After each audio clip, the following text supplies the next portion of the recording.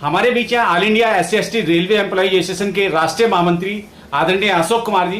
आइए हम जानते हैं कि पूरे भारत के अंदर हाहाकार मचा है भारतीय रेल को लेके, जो प्राइवेट किया जा रहा है। तो सर क्या कहना चाहेंगे इस प्राइवेटेशन को लेके, जो है जो भारतीय रेल प्राइवेट की जा रही है। नमस्कार। जैसा कि आप लोगों को पता है कि पूरी दुनिया और देश एक वैश्विक महामारी कोविड-19 कोरोना वायरस की वजह से बहुत ज़्यादा प्रभावित हुई है और बहुत सारे मतलब जो लोग हैं वो काल के कपाल में जा चुके हैं, मृत्यु की आगोश में आ चुके हैं। और उसी समय एक ऐसा निर्णय भारत सरकार रेल मंत्रालय के द्वारा लिया गया है कि कुछ रेल के अंदर कुछ गाड़ियां जो हैं प्राइवेट प्लेयर्स के द्वारा चलाई जाएंगी। जैसा कि अभी पिछले दिनों में एक निर्णय लिया गया कि 109 रूट पे 151 ट्रेन प्राइवेट प्लेयर्स को आमंत्रित किया है कि आप उन ट्रेनों को चलाएंगे। और साथ में ही एक और भी ये निर्णय हुआ है कि उन ट्रेनों को चलाने वाले जो ड्राइवर और गार्ड होंगे वो रेल के द्वारा प्रोवाइड किए जाएंगे, यानी रेलवे के होंगे वो। तो इस विषय पे मेरा ये कहना है कि जो प्राइवेटाइजेशन किया जा रहा है ट्रेनों को चलाने के लिए, इससे पहले भी रेलवे ने, भारत सरकार ने कुछ ट्रेनें प्राइवेट की थी। जैसे कि तेजस जो गाड़ी है वो टोटली IRCTC के द्वारा चलाई जा रही थी। उसमें जितने भी लोग थे वो प्राइवेट प्लेयर्स के द्वारा अपॉइंट किए गए थे और गार्ड और ड्राइवर जो थे वो रेल के थे। मेरा ये कहने का मतलब है कि जो मुनाफे की बात है, जहां तक जो ट्रेनों को प्राइवेट द्वारा चलाया जा रहा है, तो सबसे पहले मेरा ये कहने का मतलब है कि अगर रेल घाटे में चल रही है तो जो प्राइवेट प्लेयर्स है उस घाटे की ट्रेन को खरीद क्यों रहा है या चलाने का प्रयास क्यों कर रहा है। और अगर रेलवे मुनाफा में चल रही है तो रेलवे उसको बेच क्यों रही है। सबसे बड़ी बात तो मैं ये कहना चाहूँगा। दूसरा मेरा कहने का मतलब ये है कि जो प्राइवेट प्लेयर्स के द्वारा जो ट्रेनें चलाई जाएंगी, ट्रैक जो है वो सरकारी होगा, रेल के द्वारा जो बिछाया गया ट्रैक है, और वो लगभग 67,415 पूरे इंडियन रेलवे में जो ट्रैक की जो किलोमीटर्स है वो 67,415 किलोमीटर्स है। उस 67,415 किलोमीटर पर ही प्राइवेट प्लेयर्स के द्वारा ट्रेन चलाई जाएगी। और उनका कहना यह है कि वो जो ट्रेनें होंगी वो 16 डिब्बे की ट्रेन होगी और 160 किलोमीटर की रफ्तार से वो ट्रेन चलेगी। दूसरा उन्होंने जो प्रपोजल दिया है वो ये दिया है कि जो ट्रेन है वो गंतव्य स्थान पर अपने समय से पहुंचेगी।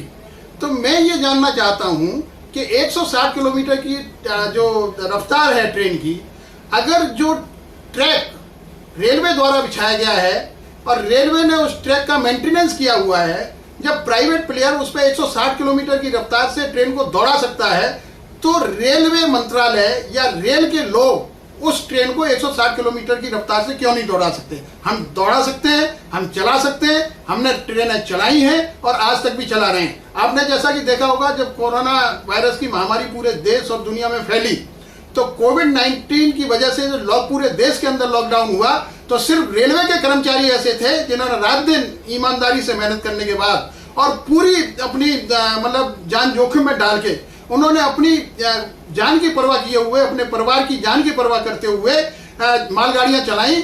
और मालगाड़ियां चलाने के बाद में एक स्थान से दूसरे स्थान पर खाद्यान्न सामग्री पहुंचाया और जो नेसेसरी जो वस्तुएं थी वो भी पहुंचाने का काम किया। जो लोग लॉकडाउन में अपने घरों में बैठे हुए हैं उन तक जो है खाद्यान्न सामग्री पहुंच पाए। ये हमारे रेल के ड्राइवर, गार्ड और जो मेंटेनेंस करने वाले हमारे CNW के स्टाफ हैं, जो टेक्नीशियन स्टाफ हैं, उन्होंने भी ट्रेन को मेंटेन करके समय पर ट्रेन चलाने का काम किया और समय से उन गंतव्य स्थानों पर पहुंचाने का काम किया। साथ में ही जो बीच में आपने देखा होगा कि जो प्रवासी मजदूर पूरे देश में सड़कों पर उतर आए थे, इधर उधर भागने की कोशिश कर रहे थे, अपने अपने घरों की जाने की कोशिश कर रहे थे, उस समय भी रेल के जो कर्मचारी हैं पूरी ताकत के साथ वो आए और उन्होंने गाड़ियां चलाई, पैसेंजर ट्रेन चलाई और जो प्रवासी मजदूर था उनको उनके गंतव्य स्थान पर पहुंचाया, उनके गांव में पहुंचाया, उनके घर पर पहुंचाने का काम किया और पूरी जान जोखिम में डाल करके हम लोगों ने ये चलाने का काम किया है। सर अगर मुद्दे की बात की जाए, उस पर बात करते हैं, जिस तरीके से भारतीय रेल को प्राइवेटाइजेशन किया जा रहा है, इससे क्या फायदे हैं, क्या नुकसान है, इस विषय में हम जानकारी चाहेंगे। देखिए, सबसे बड़ी बात तो है, सरकार का तर्क यह है कि ट्रेन मेक इन इंडिया के तर्ज पर बनाई जाएंगी। जी। तो मेरा कहने का मतलब ये है कि जब मेक इन इंडिया की तर्ज पर प्राइवेट प्लेयर्स ट्रेन बनाएगा तो क्यों नहीं सरकार मेक इन इंडिया की तर्ज पर ट्रेन बनाने जा रही है। दूसरा ये भी उनका कहना है कि समय से हम पैसेंजर्स को पहुंचाएंगे और विश्व स्तरीय सुविधा उनको उपलब्ध कराएंगे।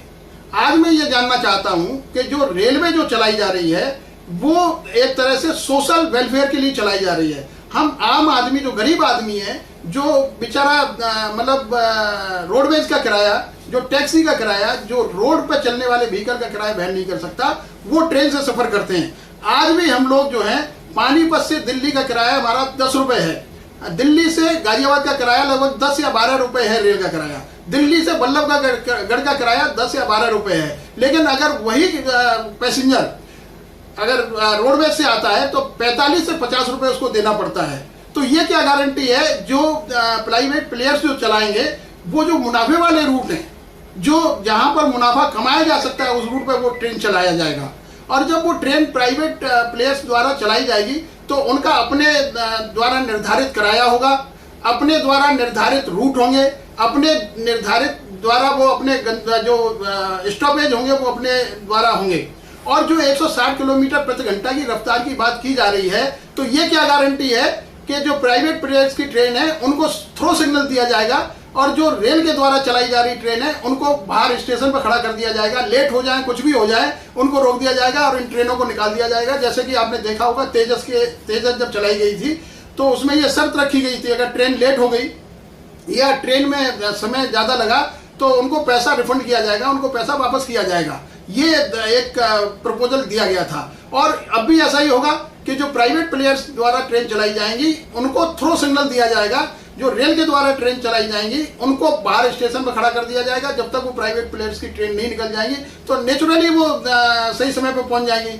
तो क्यों नहीं रेलवे अगर इस तरीके की विश्व स्तरीय सुविधा प्रदान करना चाह रही है तो वो स्वयं अपनी तरफ से प्रदान करें। और सबसे बड़ा जो नुकसान होगा इसमें, सबसे बड़ा नुकसान ये होना है कि जो निजीकरण होगा ट्रेनों का, तो निजीकरण के द्वारा ठेकेदार के द्वारा भर्ती की जाएगी और कम लोगों से ज्यादा काम लिया जाएगा। आज आपको मैं बताना चाहता हूं 1853 में इस रेल का गठन हुआ था। अंग्रेजों के समय से रेल जो है सरकारी उपक्रम है, 1853 से लेके आज तक। अंग्रेजों ने भी इसको प्राइवेट नहीं किया, बीच की सरकारें आए उन्होंने भी प्राइवेट नहीं किया। लेकिन ये क्या, कौन सी मजबूरी आ गई, कौन सी ऐसी स्थिति आ गई कि जो ट्रेनों को प्राइवेट करने जा रहे हैं आप। अगर मुनाफा ही कमाना है, अगर कोई ठेकेदार कोई पैसा कमा के आपको देगा या एडवांस में देगा तो क्यों नहीं आप इस तरीके का कोई बंदोबस्त करते हैं जिससे कि विश्व स्तरीय सुविधाएं भी प्रदान कर सकें, हम पैसेंजर को उनको गंतव्य स्थान पर समय से पहुंचा सकें उनको, और जो भी सुविधाएं वो देना चाह रहे हैं हम भी वो सुविधा प्रदान कर सकते हैं।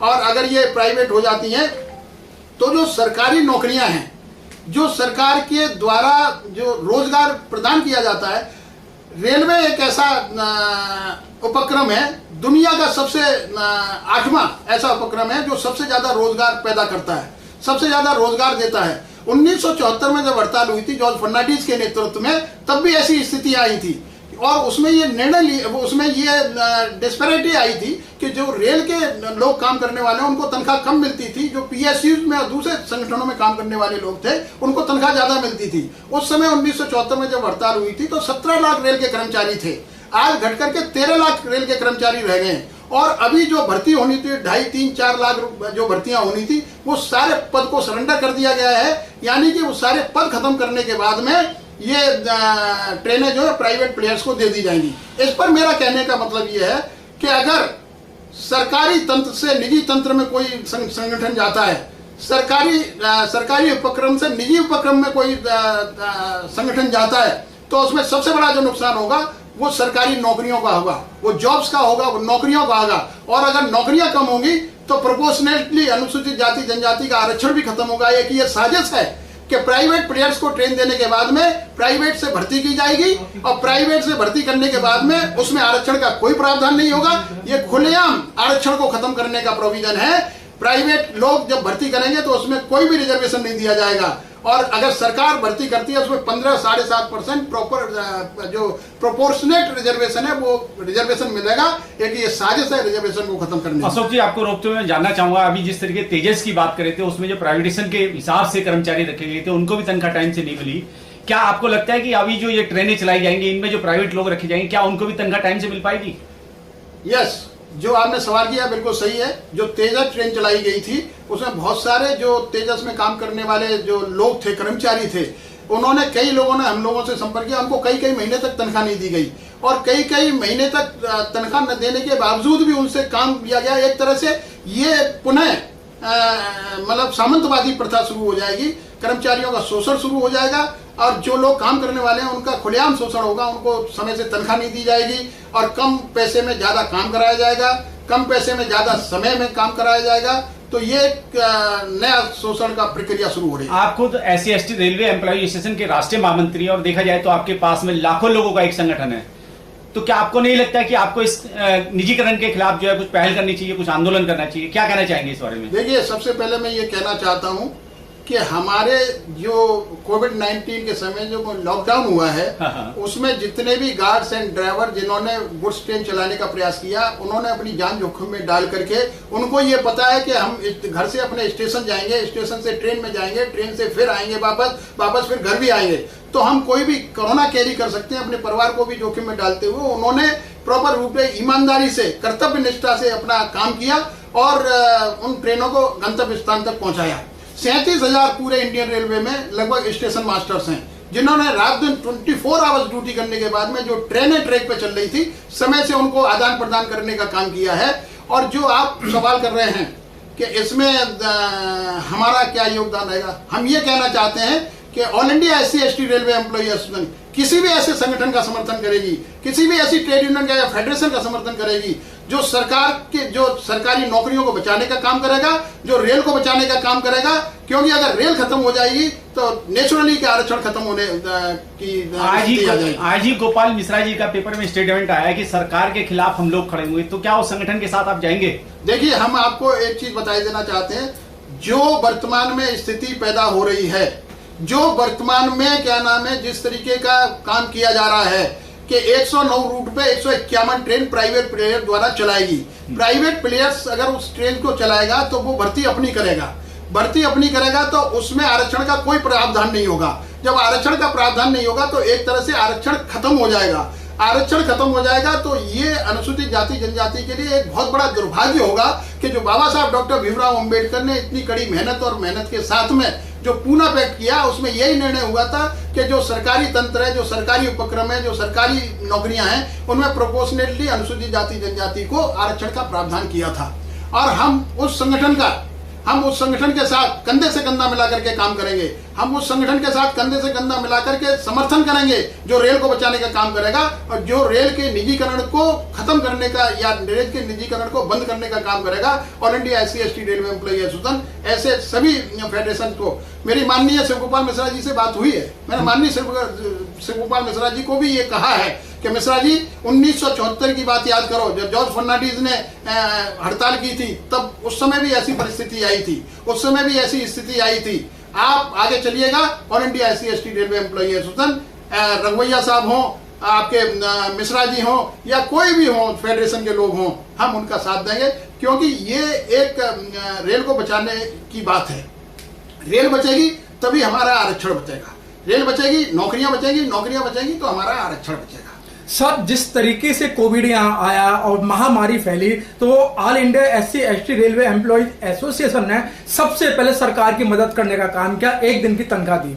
उसके बावजूद जो सरकार ने एक कुठाराघात किया कि महंगाई भत्ते वगैरह बिगर पूछे बिगर मीटिंग के काट दिया गया आपसे, तो इस संदर्भ में क्या कहना चाहेंगे? देखिए, ये तो दुर्भाग्यपूर्ण बात है कि जब ये कोविड-19 वैश्विक महामारी घोषित किया गया तो जिस तरीके से कोई भी आपदा आती है या कोई भी बाढ़ हो या भूकंप हो या युद्ध हो, ऐसी स्थिति में सरकारी कर्मचारी सबसे आगे आके खड़े होते हैं जी। उसी क्रम में all India SC/ST railway employ association की केंद्रीय कार्यकारिणी ने एक निर्णय लिया कि जो अनुसूचित जाति जनजाति के जितने भी रेल में कर्मचारी हैं उनकी 1 दिन का वेतन सैलरी से काट करके प्रधानमंत्री राहत कोष में पहुंचा दिया जाए। ये बात हमारी रेल मंत्रालय ने मानी, और रेल मंत्रालय ने मानने के बाद में जितने भी अनुसूचित जाति जनजाति के कर्मचारी थे और जो अन्य सामान्य वर्ग के कर्मचारी थे, सभी की एक दिन की तनख्वाह काट करके प्रधानमंत्री राहत कोष में एक कोरोना कोविड-19 के खिलाफ लड़ने के लिए उसमें जमा करने का हम लोगों ने काम किया। साथ में ही उसी समय सरकार के द्वारा निर्णय लिया गया कि जो डीए मतलब इंक्रीज होना था केंद्रीय कर्मचारियों का, और 18 महीने का डीए उन्होंने बिल्कुल फ्रीज कर दिया। उससे बहुत बड़ा नुकसान सरकारी कर्मचारी को, आगे आने वाले जो उनकी सर्विस है, जो उनकी ग्रेच्युटी है या जो अन्य भत्ते हैं, उन पर उसका असर पड़ा है। तो ये सरकार का मतलब गलत निर्णय था। इस निर्णय पर पुनर्विचार करना चाहिए और जो डीए फ्रीज किया गया है उसको रिलीज किया जाना चाहिए, और खास करके उस डीए को तो इनको इमीडिएट रिलीज कर देना चाहिए। जो डीए ऑलरेडी सरकारी कर्मचारी उस चीज को मतलब भोग चुके हैं, 6 महीने का जो किस्त आनी थी उस किस्त को तो इन्हें इमीडिएट रिलीज कर देना चाहिए, जबकि इन्होंने पूरा 18 महीने के लिए जितने भी भत्ते थे सब बंद कर दिए। ये सरकार की मंशा ठीक नहीं है, इस पुनः विचार किया जाना चाहिए, और जो डीए फ्रीज किया गया था उसको वापस कर्मचारियों को मिलना चाहिए। सर, जब भी मीटिंग होती है ट्रेड यूनियन के, आप लोगों की मीटिंग होती है, तो जो रेल मंत्री बार बार यही कहते हैं कि हम कोई प्राइवेटाइजेशन नहीं ला रहे, हम कोई प्राइवेटाइजेशन नहीं ला रहे। तो सर, ये जो अभी मसला चल रहा है क्या है? क्या मतलब वो झूठ बोलते हैं? देखिए, मैं ये नहीं कह रहा कि झूठ बोलते हैं, मैं ये कह रहा हूं कि जो आपने मुझसे सवाल किया था 109 रूट पे 151 ट्रेन चलाई जाएंगी जी, ये वो ट्रेनें हैं कि जो प्राइवेट प्लेयर्स के द्वारा जो वर्तमान में जो ट्रेन चल रही है, वर्तमान में जो ट्रेन का संचालन हो रहा है। मैंने जैसा कहा कि क्या नाम है, जो ट्रेन आज की डेट में ऑपरेशन में, इसके अलावा 151 ट्रेन जो है अलग अलग रूट पे, जैसे एग्जाम्पल पे दिल्ली हावड़ा, दिल्ली पुरी और दिल्ली चेन्नई, दिल्ली मुंबई, इस रूट पे वो ट्रेन जो है नई प्राइवेट प्लेयर द्वारा तैयार की जाएगी, जिसमें ड्राइवर और गार्ड रेल का होगा। इस विषय में भी मेरा मतलब विरोध है। ड्राइवर और गार्ड रेल का क्यों होगा? ट्रैक जब रेलवे की होगी, ड्राइवर गार्ड रेलवे का होगा, और ट्रेन का रेक जो होगा ट्रेन प्राइवेट प्लेयर्स के द्वारा चलाई जाएगी। अगर जरा सी भी कोई गलती होती है, कोई एक्सीडेंट होता है, कोई असुविधा किसी पैसेंजर्स को होती है, या ओवर शूटिंग होती है, कुछ भी होती है, तो ये जिम्मेदारी ड्राइवर और गार्ड की होगी, क्योंकि वो रेल का कर्मचारी है। उसके खिलाफ डीएनडीआर बनता है, उसके खिलाफ एक्शन बनता है, लेकिन प्राइवेट कर्मचारी के खिलाफ कोई एक्शन नहीं बनता। ये एक साजिश है कि ड्राइवर और गार्ड। सर, ऐसी स्थिति में कोई एक्सीडेंटल केस होता है तो उसके मुआवजे की राशि के लिए किससे कहां अपील की जाएगी? क्या ये मतलब लगता नहीं कि लोगों को छलावा है? देखिए, मैं वही कह रहा हूं, जब गार्ड और ड्राइवर के द्वारा, रेल के गार्ड और ड्राइवर के द्वारा ट्रेन चलाई जाएगी, अगर कोई एक्सीडेंट होता है, वैसे तो गलती बहुत कम गलतियां होती हैं हमारे रेलवे कर्मचारियों से, किसी और वजह से अगर हो गया, लेकिन अगर कोई इस तरीके की दुर्घटना होती है, इस तरीके की कोई स्थिति पैदा होती है, तो सबसे पहले अगर कोई एक्शन होगा गार्ड और ड्राइवर के खिलाफ होगा। और जब गार्ड और ड्राइवर के खिलाफ एक्शन होगा तो कोई भी पैसेंजर अगर उसको मुआवजा मांगने की बात करेगा तो वो रेलवे से मांगेगा, न कि प्राइवेट प्लेयर से मांगेगा। और प्राइवेट प्लेयर्स की कोई जिम्मेदारी नहीं है, प्राइवेट ठेकेदार की कोई जिम्मेदारी नहीं है कि अगर इस तरीके की कोई स्थिति आए तो वो कोई मुआवजा दे। मुआवजा देगी तो रेलवे ही देगी, और क्योंकि रेलवे की जिम्मेदारी बनती है कि गाड़ी जो चला रहा है वो रेलवे का स्टाफ चला रहा है, कोई उनका स्टाफ नहीं चला रहा। और जी, आखिर में चलते चलते हम चाहेंगे कि आपको देश और दुनिया के लोग देख रहे हैं, खास करके रेलवे के लोग भी देख रहे हैं, और इसके अलावा जो निजीकरण से प्रभावित लोग हैं वो भी आपको देख रहे हैं, क्या संदेश देना चाहेंगे? देखिए, मैं ये संदेश देना चाहूंगा कि वर्तमान की स्थिति बहुत दयनीय स्थिति है। जो आज की डेट में सरकारी नौकरियां खत्म हो रही हैं, रेलवे अगर प्राइवेटाइजेशन पे जाती है तो उसमें नौकरियां खत्म होगी, रोजगार खत्म होंगे, और जो हमारे बेरोजगार युवा बैठे हुए हैं इस उम्मीद के साथ, क्योंकि रेलवे एक बहुत बड़ा संगठन है जो बेरोजगार युवाओं को नौकरी देता है। जो आपने देखा होगा कि जो अभी बहुत सारे जो हमारे ट्रैफिक अप्रेंटिस जो बच्चे थे वो एजुटेशन करते रहे, और उस एजुटेशन के जरिए एक रेलवे बोर्ड ने निर्णय लिया कि 20% जो भी रिक्रूटमेंट होगा उनमें 20% एक्ट अप्रेंटिस को नौकरियां दी जाएगी। लेकिन आज की डेट में सारी नौकरियों को खत्म करने के बाद में उनको सरेंडर कर दिया गया है, और खास करके जो नॉन एसेंशियल सर्विसेज हैं, जो मिनिस्ट्रियल स्टाफ की नौकरियां हैं उनको टोटली खत्म करने का 50% से ज्यादा उनको सरेंडर करने का काम किया है। तो हमारे जो बेरोजगार युवक जो इस उम्मीद में बैठे हुए हैं कि रेलवे में कोई नौकरी निकलेगी, उस किसी को भी रोजगार नहीं मिलेगा। और जो हमारे ट्रैफिक अप्रेंटिस इस उम्मीद में बैठे हुए हैं कि जब नौकरियां निकलेगी 20% हम लोगों को दिया जाएगा, तो वो 20% की भी भर्ती नहीं होगी। तो जब नौकरियां नहीं होंगी, जब क्या नाम है रोजगार नहीं होगा, तो एक बहुत बड़ा मतलब वो बहुत बड़ा विरोध मतलब युवा कर्मचारियों, युवा जो साथी हमारे जो पढ़ लिख करके आज इस उम्मीद में आ रहे हैं कि हम नौकरी मिलेगी हमें रेलवे के अंदर, तो उनको नौकरी मिलने की कोई चांस नहीं है और वो इधर उधर भटकेंगे बेचारे। जब इधर उधर भटकेंगे तो कोई भी किसी भी स्थिति में आने का प्रयास करेगा। तो मेरा अनुरोध यह है कि पूरे देश के लोग जो रेल के अंदर काम करने वाले हैं, जो हमारे युवा साथी हैं, जो मेरी आवाज को सुन रहे हैं, वो स्पष्ट रूप से सुन ले कि अब आपको रेलवे में नौकरी मिलने वाली नहीं है। अगर नौकरी मिलेगी तो प्राइवेट प्लेयर्स ठेकेदार आपको नौकरी में भर्ती करेगा। और जब ठेकेदार नौकरी में भर्ती करेगा, जैसे वर्तमान में हो रहा है कि सफाई का काम टोटली ठेकेदार के पास दिया गया है और उन सफाई कर्मचारियों का शोषण ठेकेदार के द्वारा किया जाता है। एक कर्मचारी को कम तनख्वाह पर काम कराया जाता है, एक जगह काम कराने के बाद में दूसरी जगह भेज दिया जाता है, समय के घंटे उनके बढ़ा दिए गए हैं, उनसे ज्यादा काम लिया जाता है, कम पैसा दिया जाता है। इसी तरीके से किसी युवा को रोजगार मिल भी जाएगा ठेकेदार के यहाँ, तो वो कम पैसे में ज्यादा काम लेगा, ज्यादा घंटे काम कराएगा। तो स्थिति बहुत दयनीय स्थिति बनती जा रही है। तो मैं अनुरोध करूंगा कि दुनिया के देश के जितने भी अनुसूचित जाति जनजाति के लोग हैं वो मतलब इस बात के लिए तैयार रहें कि अगर कोई आंदोलन होता है, रेल को बचाने का काम किया जाता है, रेल को बचाने के लिए कोई भी संगठन या फेडरेशन अगर निकलता है तो उससे कंधे से कंधा मिला करके काम करेंगे, क्योंकि इसमें अनुसूचित जाति जनजाति का भी बहुत बड़ा नुकसान है। वो नुकसान ये है कि जब सरकारी नौकरियां खत्म हो जाएंगी तो प्रोपोर्शनेटली आरक्षण भी खत्म हो जाएगा और एक साजिश के तहत इस तरीके का काम किया जा रहा है जो all India SC/ST railway employee association इसको सहन नहीं करेगी। इसके लिए अगर जरूरत पड़ी तो इंडिविजुअल कैपेसिटी में भी all India SC/ST railway employee association सक्षम है आरक्षण को बचाने के लिए। आरक्षण को बचाने के लिए हमें किसी भी हद तक जाना पड़ेगा, कोई भी आंदोलन करना पड़ेगा, किसी भी तरीके से हमें अगर आरक्षण को बचाना पड़ेगा तो हम करेंगे।